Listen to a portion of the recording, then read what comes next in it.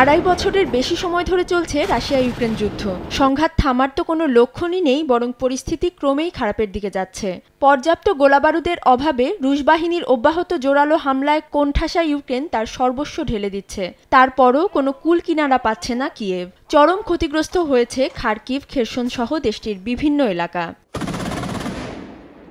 যদিও রুশ সেনাদের প্রতিহতে ইউক্রেনীয় সেনারা চেষ্টা চালিয়ে যাচ্ছে। দেশটির সেনাবাহিনী দাবি করেছে মস্কোর একটি অত্যাধুনিক যুদ্ধ বিমানে হামলা চালিয়েছে তারা। রোববার ইউক্রেনীয় প্রতিরক্ষা গোয়েন্দা সংস্থা জানায় রাশিয়ার ঘাঁটিতে Su-57 যুদ্ধ বিমানে আঘাত করা হয়। যদিও এখনও এ বিষয়ে কোনো মন্তব্য করেনি রাশিয়া।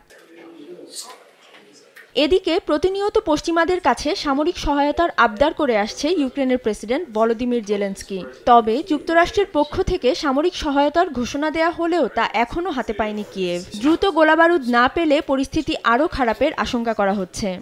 নগদে 500 টাকা বা তার বেশি পেমেন্টে পেতে পারেন ঢাকায় জমিসহ 20 কোটি টাকার পুরস্কার।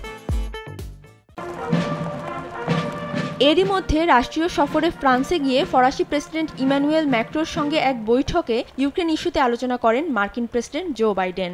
G7 এবং ইউরোপীয় ইউনিয়ন মিলিতভাবে কিয়েভকে একটি অগ্রিম ঋণ দেওয়ার পরিকল্পনা করছে বলে জানান তারা। এছাড়া আগামী বছর পর্যন্ত কিয়েভের জন্য অর্থায়ন নিশ্চিত করতে পশ্চিমা দেশগুলোতে রাশিয়ার হিমায়িত সম্পদ থেকে আসা মুনাফা ব্যবহারের কথাও বিবেচনা করা হচ্ছে বলে আলোচনা হয় দুই নেতার মধ্যে। তবে রাশিয়া বলছে হিমায়িত তহবিল থেকে লাভের যে কোনো অংশের অপসারণ চুরির শামিল। অধরা শ্রেয়সী অথই, সময় সংবাদ।